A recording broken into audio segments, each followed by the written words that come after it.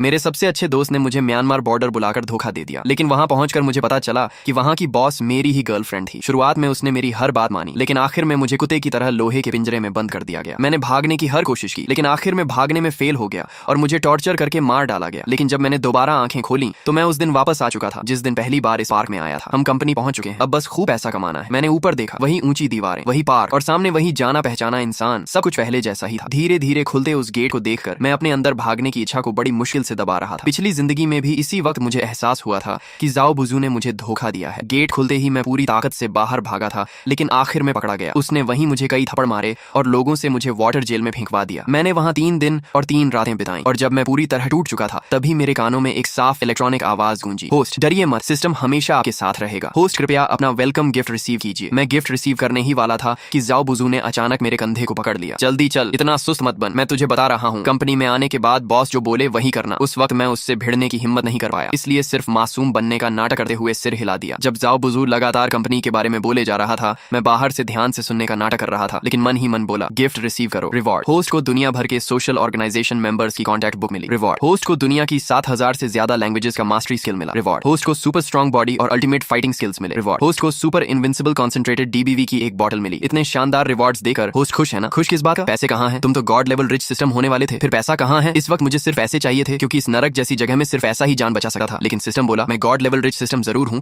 लेकिन बेवकूफ नहीं। पैसे आपको खुद कमाने होंगे, लेकिन चिंता मत कीजिए, जब तक मैं हूँ आप जितना चाहें उतना पैसा कमा सकते हैं। ये सुनकर मुझे थोड़ी राहत मिली। मुझे पैसा भी कमाना था और बदला भी लेना था। पिछली जिंदगी में जिन्होंने मुझे तकलीफ दी थी, मैं उन सबको ऐसी मौत दूंगा कि उनका नामो निशान मिट जाएगा। सबसे पहला नंबर जाओ बुजू का था। जल्दी ही मुझे ऑफिस में ले जाया गया। वाह, इस बार तो नया माल पकड़ लाए हो। ये हैं कस्टमर सर्विस डिपार्टमेंट के टीम लीडर जाओ देजू। ये इंसान अगर राख भी बन जाए तब भी मैं इसे पहचान लूंगा। पिछली जिंदगी में मैं इसके नीचे काम करता था, परफॉर्मेंस नहीं ला पाया तो इसने मुझे बहुत मारा था, लेकिन इस जिंदगी में मैं इसे इतनी आसानी से नहीं छोड़ूंगा। वे लड़के, तेरी नजरें तो मुझे खा जाने जैसी हैं। जाओ देजू ने हाथ बढ़ाकर मुझे पकड़ना चाहा, लेकिन रिफ्लेक्स में मैंने उसका हाथ पकड़ लिया और हल्का सा जोर लगाया। वो तुरंत चीख पड़ा, जल्दी छोड़, मेरी हड्डी टूट जाएगी। जाओ देजू ने मुझे मारने के लिए हाथ उठाया तो मैंने तुरंत उसका हाथ छोड़ दिया और डरने का नाटक करते हुए जाओ बुजू के पीछे छिप गया। तुम्हारी बॉडी इतनी कमजोर है क्या? मेरे भाई ने तो बस हल्के से हाथ पकड़ा था। तुम्हारा ये भाई आम इंसान नहीं लगा, उसकी ताकत से तो वो अकेले एक बैल उठा सकता है। ठीक है, ड्रामा बंद करो, इसका ज्वाइनिंग प्रोसेस पूरा करो और इसे एंटरटेनमेंट डिपार्टमेंट में भेज दो। एंटरटेनमेंट डिपार्टमेंट का नाम सुनते ही पिछली जिंदगी के डरावने सीन मेरी आंखों के सामने आने लगे। वो जगह असल में एक गंदा प्लेजर हॉल था जहां लोगों को पूरी तरह निचोड़ लिया जाता था और आखिर में उनका अंजाम पिग फार्म होता था। मैं एंटरटेनमेंट डिपार्टमेंट में नहीं जाऊंगा, मुझे कस्टमर सर्विस डिपार्टमेंट में जाना है। शेंगलिंग, क्या तुम पागल हो? एंटरटेनमेंट डिपार्टमेंट का सुपरवाइजर मैं हूँ। अगर तुम मेरे साथ रहोगे तो मैं तुम्हें प्रोटेक्ट कर सकता हूँ। मैं यहाँ हजारों किलोमीटर दूर सिर्फ बड़ा पैसा कमाने आया हूँ। सुना है कस्टमर सर्विस डिपार्टमेंट सबसे ज्यादा पैसा कमाता है, इसलिए मैं वहीं जाऊंगा। जैसे ही जाओ देजू ने सुना कि मैं कस्टमर सर्विस डिपार्टमेंट में जाना चाहता हूँ,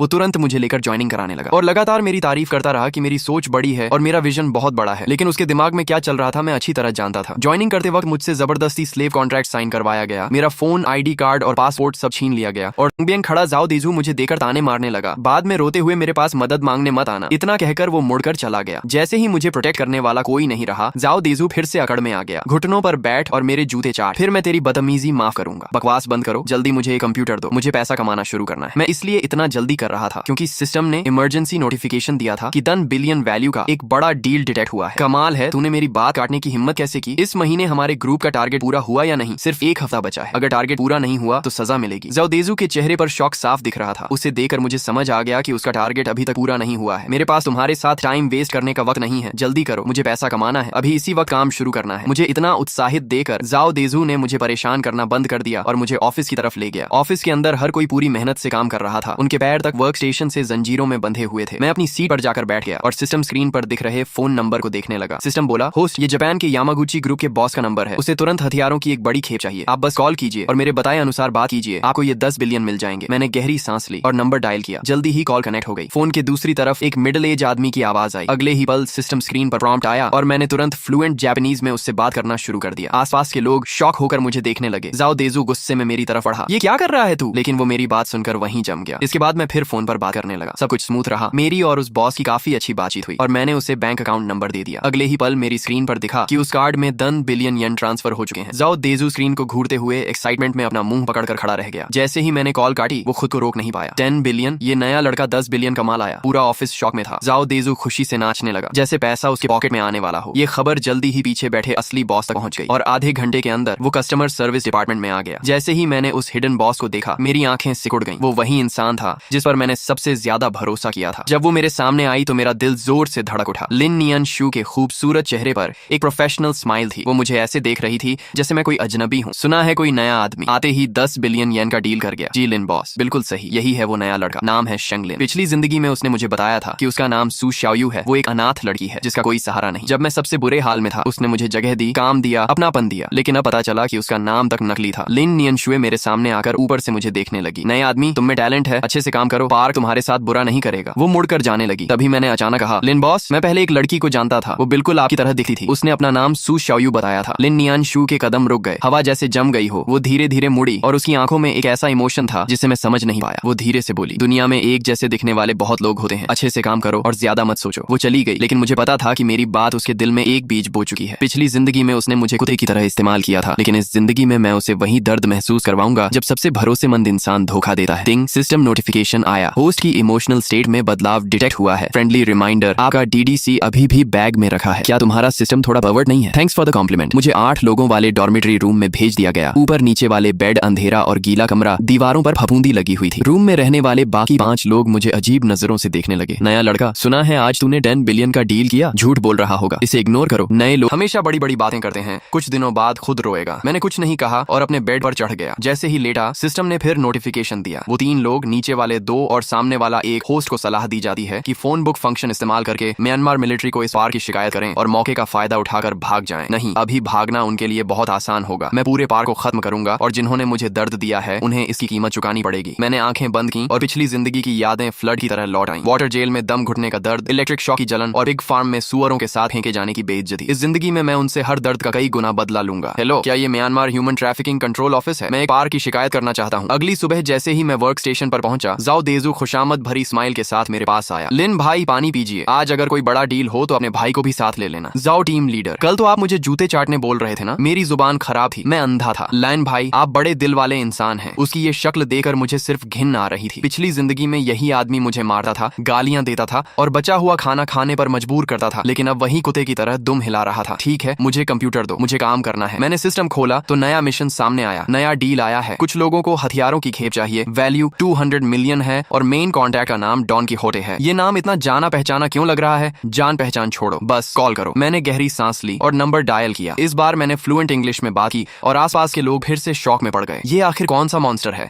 आधे घंटे बाद 200 मिलियन यूरो अकाउंट में आ गए और पूरा ऑफिस पागल हो गया। 200 मिलियन यूरो, हे भगवान! लेकिन मुझे पता था ये तो सिर्फ शुरुआत है। मैं इसी पैसे से इस नरक जैसी जगह में अपनी ताकत खड़ी करूंगा। 200 मिलियन यूरो वाले डील ने पूरे पार को हिला दिया और 1 घंटे के अंदर लिन नियन शू फिर से कस्टमर सर्विस डिपार्टमेंट में आ गई। शेंग लिन, मेरे ऑफिस में आओ। उसकी आवाज ऐसी थी जिसे मना नहीं किया जा सकता था। मैं उसके पीछे लग्जरी ऑफिस में गया और उसने मुझे बैठने का इशारा किया। तुम आखिर हो कौन? एक ऐसा इंसान जो पैसा कमाना चाहता है। कोई आम इंसान 7000 से ज्यादा लैंग्वेजेस नहीं जान सकता, ना यामागुची ग्रुप को जान सकता है और ना ही माफिया के साथ बिजनेस कर सकता है। लिन बॉस, आप भी तो सू शाओयू नहीं है? सही कहा ना? कमरे की हवा फिर जम गई। लिन नियन शुए का चेहरा बदल गया। अब वो खतरनाक लग रही थी। तुम आखिर जानते क्या हो? मैं जानता हूँ कि 3 साल पहले आप चाइना गई थी। वहाँ आपकी मुलाकात शेंग लिन नाम के आदमी से हुई थी। उसने आपको अपनी जिंदगी बचाने वाली समझा था, लेकिन आखिर में आपने उसे पिग फार्म में बंद कर दिया। लिन नियन शुए अचानक खड़ी हो गई। उसका चेहरा पूरी तरह सफेद पड़ चुका था। तुम आखिर हो कौन? मैं कौन हूँ ये इंपॉर्टेंट नहीं है। इंपॉर्टेंट ये है कि मिस लिन, मैं आपसे एक डील करना चाहता हूँ। लिन नियन शुए ने मेरी तरफ देखा। उसकी आंखों में पहली बार डर दिखाई दिया। कैसी डील? मुझे इस पूरे पार की मैनेजमेंट पावर चाहिए। तुम पागल हो गए हो? मैं पागल नहीं हूँ। मैं इस पूरे पार की अर्निंग 10 गुना बढ़ा सकता हूँ। मैं दुनिया भर के बड़े नेताओं को हमारा क्लाइंट बना सकता हूँ। मैं इस पार को अंडरग्राउंड से आधा लीगल लेवल तक ले जा सकता हूँ। इसके बदले में यहाँ हर फैसला मेरा होगा। मैं तुम पर भरोसा क्यों करूँ? मैंने अपना फोन निकाला और सिस्टम स्क्रीन खोल दी। उस पर अनगिनत नंबर्स दिखाई दे रहे थे। ये दुनिया भर के अमीर लोगों और माफिया बॉसेस के प्राइवेट नंबर्स थे। यहाँ तक कि तुम्हारे पार के पीछे छिपे असली सपोर्टर म्यांमार बॉर्डर आर्मी के जनरल मिन आउंग का नंबर भी था। लिन नियन शुए का चेहरा पूरी तरह बदल गया। जनरल मिन आउंग इस पार का असली मालिक था और उसका नंबर बहुत कम लोगों को पता था। तुम्हारे पास ये नंबर कैसे है? मिस लिन, आपको सिर्फ इतना जवाब देना है, हाँ या ना। लिन नियन शुए काफी देर तक चुप रही, फिर धीरे से बोली। मैं मुड़ा और वहां से बाहर चला गया। उसे अकेले कुर्सी पर बैठे छोड़कर ऑफिस से बाहर निकलते ही सिस्टम ने नोटिफिकेशन दिया, होस्ट कमाल हो लेकिन सावधान रहना। लिन नियन शुए इतनी आसान और सीधी इंसान नहीं है। रात को मैं बेड पर लेटा हुआ आज की सारी बातें सोच रहा था। लिन नियन शुए के रिएक्शन से साफ था कि अब उसे मेरी आइडेंटिटी पर शक होने लगा है। शेंग लिन, सो गए क्या? ये मेरे ऊपर वाले बेड पर सोने वाला कमजोर सा लड़का शाओ वंग था। पिछली जिंदगी में उसे भी टॉर्चर करके मार दिया गया था। क्या हुआ? तुम सावधान रहना। आज कुछ लोग तुम्हारे बारे में पूछताछ कर रहे थे। कौन लोग? सिक्योरिटी डिपार्टमेंट वाले। वो कह रहे थे कि तुम बहुत ज्यादा अटेंशन ले रहे हो, इसलिए तुम्हें सबक सिखाना चाहते हैं। सिक्योरिटी डिपार्टमेंट इस पूरे पार की सबसे खतरनाक जगह थी। वो ना मानने वाले एम्प्लॉइज को पनिश करते थे और उनके तरीके बेहद क्रूअल थे। पिछली जिंदगी में सिक्योरिटी हेड लीहू ने खुद मुझे भी केज में फेंका था। इस जिंदगी में वो इतनी जल्दी बेचैन हो गया। थैंक्स शाओवांग, मुझे समझ आ गया। शेंगलिन, क्या तुम मुझे भी यहाँ से बाहर ले जा सकते हो? मैं यहाँ नहीं रहना चाहता, मुझे घर जाना है। उसकी आंखों में वही डर और उम्मीद थी जो कभी मेरी आंखों में थी। इंतजार करो, मैं तुम्हें यहाँ से बाहर निकालूंगा। लेकिन अभी नहीं, अभी सही समय नहीं आया। अगले दिन दोपहर में मैं खाना लेकर बैठा ही था कि 5 बड़े बॉडीगार्ड्स ने मुझे घेर लिया। उनका लीडर सिक्योरिटी मिनिस्टर ली हू था, जिसका चेहरा खतरनाक और आंखें बेहद डरावनी थी। तुम ही शेंगलिन हो, सुना है तुम बहुत एटीट्यूड दिखा रहे हो। अभी कुछ दिन हुए हैं और तुम मेरे सिर पर चढ़ने लगे हो। पूरा कैफेटेरिया अचानक शांत हो गया। सब लोग हमारी तरफ देखने लगे। झाओ देंजू दूर खड़ा तमाशा देख रहा था और उसके चेहरे पर खुशी साफ दिखाई दे रही थी। मिनिस्टर ली, अगर कुछ कहना है तो सीधे बोलो, मेरा खाना खाने का टाइम वेस्ट मत करो। साले, तुझे बहुत घमंड हो गया है क्या? उसने मेरा कॉलर पकड़ने के लिए हाथ बढ़ाया, लेकिन मैंने उसका रिस्ट पकड़ लिया और हल्का सा दबाव डाला। छोड़ो मिनिस्टर ली, आपकी बॉडी तो इतनी स्ट्रांग भी नहीं है। ली हू दर्द से पसीना पसीना हो गया। उसके आदमी आगे बढ़े, लेकिन मेरी आंखों को देखकर रुक गए। जाकर अपने मालिक से कहना कि 3 दिन तक मुझे परेशान न करे। 3 दिन बाद हिसाब करने के लिए बहुत समय मिलेगा। ली हू अपना रिस्ट पकड़कर शर्मिंदा हालत में वहां से चला गया। पूरा कैफेटेरिया फुसफुसाने लगा। ये आदमी कौन है? ली हू तक को मार दिया क्या? इसे अपनी जान की परवाह नहीं? मैं वापस अपने वर्क स्टेशन पर आया तो झाओ देजू मेरे पीछे आ गया। शेंगलिन, क्या तुम पागल हो गए हो? तुमने ली हू को भी नाराज कर दिया। झाओ भाई, अभी तो आप बड़ा मजा ले रहे थे ना। मैं तुम्हारी चिंता कर रहा था, तुम्हें मैं यहाँ लाया हूँ। अगर तुम्हारे साथ कुछ हुआ तो मैं भी नहीं बचूंगा। तो आपकी चिंता के लिए धन्यवाद झाओ भाई। लिटिल चैन, इतना ओवर कॉन्फिडेंट मत बनो। तुम चाहे कितना भी पैसा कमा लो, अगर तुम्हारे पास सपोर्ट नहीं होगा तो एक दिन सब खत्म हो जाएगा। मैं उसकी तरफ देखता रहा। पिछली जिंदगी में उसी ने मुझे इस पार्क में लाकर फंसाया था और मेरी पिटाई और टॉर्चर होते हुए देखता रहा था, लेकिन अब वो खुद को अच्छा इंसान दिखा रहा था। झाओ भाई, आप जानते हैं मुझे सबसे ज्यादा किस तरह के लोग पसंद नहीं है? कैसे लोग? फेक लोग। झाओ देजू चुप हो गया और मैं वापस काम करने लगा। तभी सिस्टम ने नोटिफिकेशन दिया, होस्ट लिन नियन शुए की तरफ से मूवमेंट शुरू हो चुकी है। उसने आज रात 8 बजे आपको अपने ऑफिस में बुलाया है। आखिरकार वो समय आ ही गया। रात 8 बजे मैं समय पर लिन नियन शुए के ऑफिस पहुंचा। वहां उसके अलावा एक मिडिल एज्ड आदमी भी बैठा था। पार्क का असली सेकंड इन कमांड रणनीतिकार ओल्ड छियन। मिस्टर शेंग बैठिए। थैंक्स। आपकी कंडीशन के बारे में मिस लिन ने हमें बताया है। सच कहूं तो आपकी बातें बहुत ज्यादा एरोगेंट लगती हैं, लेकिन मेरे पास ऐसा कॉन्फिडेंस रखने की ताकत है, ये बात सही है। लेकिन हमारे मन में एक सवाल है, तुम्हें इस पार्क की मैनेजमेंट पावर ही क्यों चाहिए? तुम्हारी एबिलिटी के साथ तो तुम खुद भी एम्पायर खड़ा कर सकते हो, क्योंकि मैं इस जगह से नफरत करता हूँ। ओल्ड छियन और लिन नियन शुए ने एक दूसरे को देखा। मैं इस इंसानों को निगलने वाली जगह से नफरत करता हूँ। यहाँ के हर इंसान से नफरत करता हूँ। मैं इसे बदलना चाहता हूँ। बदलना? कैसे बदलना? इस पार्क को बड़ा बनाकर, इसे लीगल कंपनी बनाकर, पूरी तरह क्लीन बिजनेस में बदलकर। उस समय तुम्हें डर में जीने की जरूरत नहीं होगी। एम्प्लॉइज को बंद करके टॉर्चर नहीं किया जाएगा और हर इंसान सम्मान से जी सकेगा। ओल्ड छियन काफी देर तक चुप रहा। क्या तुम्हें पता है जनरल मिंग आओ को सबसे ज्यादा क्या चाहिए? पैसा। अगर उसे ज्यादा पैसा मिले तो हर चीज पर बात हो सकती है। तुम मेरी सोच से भी ज्यादा इंटेलिजेंट हो। 3 दिन बाद जनरल मिंग आओ तुमसे मिलना चाहता। दिन बाद मुझे पार्क के सबसे अंदर बने कॉन्फ्रेंस रूम में ले जाया गया। जनरल मिंग आओ मुख्य सीट पर बैठा था और उसके पीछे 4 हेविली आर्म्ड गार्ड्स खड़े थे। तो तुम ही हो? जनरल को प्रणाम। सुना है तुम मेरा पार्क संभालना चाहते हो। संभालना नहीं, कोऑपरेशन करना चाहता हूँ। क्या फर्क है? संभालना मतलब आपका बिजनेस छीनना, कोऑपरेशन मतलब आपको पहले से ज्यादा अमीर बनाना। सुनाओ। मैंने सिस्टम प्रोजेक्शन खोला और स्क्रीन पर डिटेल्ड बिजनेस प्लान दिखने लगा। पहला स्टेप, पार्क को सिर्फ स्कैम बिजनेस से निकालकर मल्टी बिजनेस मॉडल बनाना, जिसमें cross border e commerce, online games और लाइव स्ट्रीम सेलिंग शामिल होगी। दूसरा स्टेप, ओवरसीज ब्रांचेस बनाकर बिजनेस को साउथ ईस्ट एशिया तक फैलाना। तीसरा स्टेप, सब कुछ लीगल बनाकर होल्डिंग कंपनी एस्टेब्लिश करना और प्रॉपर इन्वेस्टमेंट लाना। इससे अभी से ज्यादा कमाई होगी। अभी साल का कितना प्रॉफिट है? 3 अरब। 3 साल बाद मैं इसे 30 अरब तक पहुंचा दूंगा। कमरे में सन्नाटा छा गया। मिंग आओ काफी देर तक मुझे घूरता रहा। अगर तुमने मुझे धोखा दिया तो? जनरल, मेरी जान आपके हाथ में है। मैं आपको धोखा देने की हिम्मत करूंगा? मीटिंग रूम से बाहर निकलते ही मैंने गहरी सांस ली। सिस्टम ने प्रॉम्प्ट दिया, होस्ट कमाल हो। मिंग आओ मान गया। ये तो बस शुरुआत है। लेकिन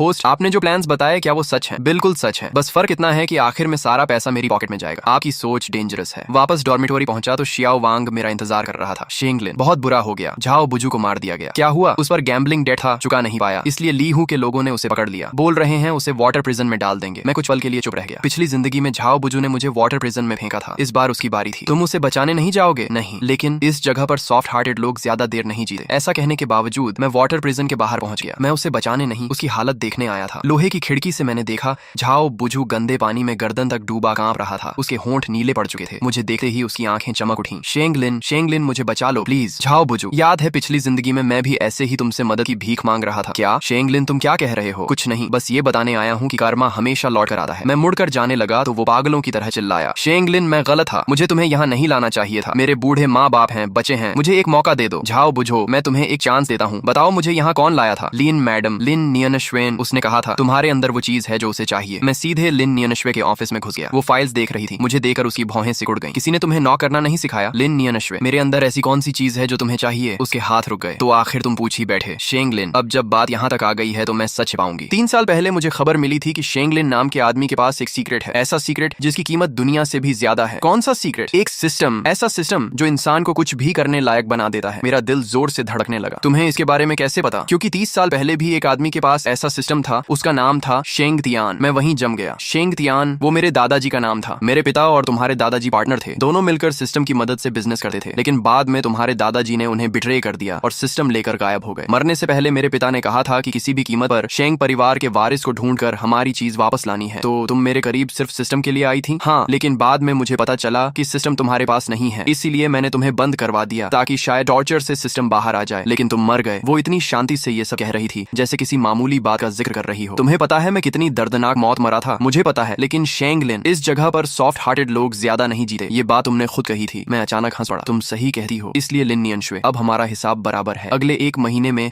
मैंने पार्क में बड़े बदलाव शुरू कर दिए। प्लान के मुताबिक पार्क का नाम बदलकर Myanmar cross border e commerce industrial park कर दिया गया। ऊपर से सब लीगल बिजनेस दिखता था, लेकिन अंदर अभी भी ग्रे बिजनेस चलता था। बस उसका हिस्सा बहुत कम कर दिया गया था। पोस्ट इस महीने की रिपोर्ट, लीगल बिजनेस से 50 मिलियन प्रॉफिट, ग्रे बिजनेस से 200 मिलियन, टोटल 250 मिलियन। मिंगाओ बहुत खुश है। शियाओ वांग और बाकी लोग, शियाओ वांग को लीगल बिजनेस ग्रुप में शिफ्ट कर दिया गया है। अब वो कस्टमर सर्विस सुपरवाइजर है। Monthly salary 20,000। बाकी जिन लोगों को आपने प्रोटेक्ट किया था उन्हें भी सेफ जॉब्स दे दी गई हैं। मैं खिड़की के बाहर देखने लगा। पार्क की ऊंची दीवारें अभी भी थीं, लेकिन कम से कम अब अंदर के लोगों को मार खाने, बंद होने या बेचे जाने का डर नहीं था। होस्ट, अब आगे क्या? लिन नियनशुए पर नजर रखो। वो अभी शांत है, रोज ऑफिस वर्क संभाल रही है। कोई एबनॉर्मल एक्टिविटी नहीं, लेकिन सिस्टम ने डिटेक्ट किया है कि वो सीक्रेटली मिंग आओ से कांटेक्ट में है। मुझे पता है वो क्या चाहती है। वो चाहती है कि मैं पार्क को बड़ा कर दूं और फिर मुझे रास्ते से हटाकर सब खुद ले ले। मैं सीधे उसके ऑफिस में गया। लिन नियनशुए, तुम्हारे और मिंग आओ के बीच क्या चल रहा है मुझे सब पता है। तुम चाहती हो कि मैं पार्क को बड़ा करूं और फिर तुम दोनों मिलकर मुझे बाहर निकाल दो, सही? शेंग लिन, तुम सच में बहुत ज्यादा स्मार्ट हो। इतना स्मार्ट की डर लगता है। मैं तुम्हें ब्लेम नहीं करता। अगर मैं तुम्हारी जगह होता तो शायद यही करता। तो आज यहाँ क्यों आए हो? मुझे मारने? मारना वो तो बहुत आसान पनिशमेंट होगी। मैं चाहता हूँ कि तुम अपनी आंखों से देखो कि जो चीजें तुम्हारी होनी चाहिए थी वो एक एक करके मैं कैसे छीनता हूँ। लिन नियनशुए का चेहरा बदल गया। आज से तुम इस पार्क की इंचार्ज नहीं हो। मैं मिंग आओ से कहूंगा कि तुमने पार्क का पैसा गबन किया है और इन्वेस्टिगेशन तक तुम्हें सस्पेंड किया जाता है। वो तुम्हारी बात मानेगा? हाँ, क्योंकि मैंने उसे ऐसे सबूत दिए हैं जिन्हें वो इग्नोर नहीं कर सकता। मिंग आओ अकाउंट बुक्स देख रहा था और उसका चेहरा गुस्से से भरा था। लिन नियनशुए, इन अकाउंट्स के बारे में क्या कहना है? जनरल, ये फेक हैं, ये सब फॉर्ज्ड है। सच या झूठ इन्वेस्टिगेशन में पता चल जाएगा। गार्ड्स, इसे ले जाओ और पूरी जांच करो। लिन नियनशुए को घसीट कर ले जाया जा रहा था, लेकिन उसकी नजरें अब भी मुझ पर टिकी थीं। तुम इसका पछतावा करोगे। मुझे सबसे ज्यादा पछतावा पिछली जिंदगी में तुम पर भरोसा करने का है। लिन नियनशुए को उसी वाटर प्रिजन में बंद कर दिया गया जहां उसने न जाने कितने लोगों को डाला था। मैं बाहर खड़ा उसकी हालत देख रहा था। देख लिया? हाँ, देख लिया। लिन नियनशुए, पता है मुझे तुम्हारा शुक्रिया अदा करना चाहिए। किस लिए? इसलिए कि तुमने मुझे सिखाया कि इस दुनिया में इंसान सिर्फ खुद पर भरोसा कर सकता है। लिन नियनशुए को बंद हुए तीसरा दिन था जब ली हु अचानक लोगों के साथ मेरे ऑफिस में घुस आया। शेंग लिन, जनरल तुम्हें बुला रहा है। क्यों? जाकर पता चल जाएगा। उसके चेहरे को देखकर मुझे समझ आ गया कुछ गड़बड़ है। तभी सिस्टम ने वार्निंग दी। वार्निंग, टारगेट इमोशंस एबनॉर्मल हैं। 80% प्रोबेबिलिटी है कि वे आपके खिलाफ कदम उठाएंगे। क्या वो मुझे मारना चाहते हैं? लिन नियनशुए ने सब कबूल कर लिया है। उसने कहा है कि असली खतरा आप हैं। अगर आपको जिंदा छोड़ा गया तो एक दिन आप जरूर कंट्रोल ले लेंगे। चलो जल्दी। ली विभागाध्यक्ष, क्या तुम्हें पूरा यकीन है कि तुम मुझे वहां ले जाना चाहते हो? चुपचाप चल। मैं उठकर उसके पीछे चल पड़ा। कॉरिडोर से गुजरते वक्त मेरी नजर शियाओ वांग पर पड़ी। उसने हल्का सा सिर हिलाया। मीटिंग रूम में मिंग आओ मुख्य सीट पर बैठा था और चारों तरफ गार्ड्स खड़े थे। लिन नियनशुए भी वहीं थी और उसके चेहरे पर जीत की मुस्कान थी। शेंग लिन, किसी ने मुझसे कहा है कि तुम मेरी जगह लेना चाहते हो, तो आप क्या सोचते हैं? अगर मैं उसकी बात मानता तो तुम्हें यहाँ बुलाता नहीं, सीधे मरवा देता। आप काफी स्मार्ट हैं, इसीलिए मैं तुम्हें एक मौका दे रहा हूँ। अपनी लॉयल्टी साबित करो। कैसे? इसे मार दो। उसने उंगली लिन नियनशुए की तरफ कर दी। उसकी मुस्कान तुरंत गायब हो गई। जनरल, तुम दोनों में से सिर्फ एक ही जिंदा रहेगा। शेंग लिन, फैसला तुम करो। मैंने लिन नियनशुए की तरफ देखा। पहली बार उसकी आंखों में असली डर दिखाई दे रहा था। जनरल, अगर मैं इसे मार दूं तो क्या आप मुझ पर भरोसा करेंगे? करूंगा। ठीक है। मैं उसकी तरफ बढ़ने लगा। वो पीछे हटी गई। शेंग लिन, तुम मुझे नहीं मार सकते। मैं तुम्हारे दादाजी का सीक्रेट जानती हूँ। कौन सा सीक्रेट? तुम्हारे दादाजी ने मेरे पिता को बिट्रे नहीं किया था, बल्कि मेरे पिता उन्हें मारना चाहते थे, इसलिए वो सिस्टम लेकर भाग गए। वो सिस्टम शुरू से तुम्हारे परिवार का था। मैं कुछ पल के लिए जड़ हो गया। मरने से पहले मेरे पिता ने कहा था कि शेंग परिवार के वारिस को ढूंढकर सिस्टम वापस लाना, इसलिए नहीं कि वो उनका था, बल्कि इसलिए कि उन्हें डर था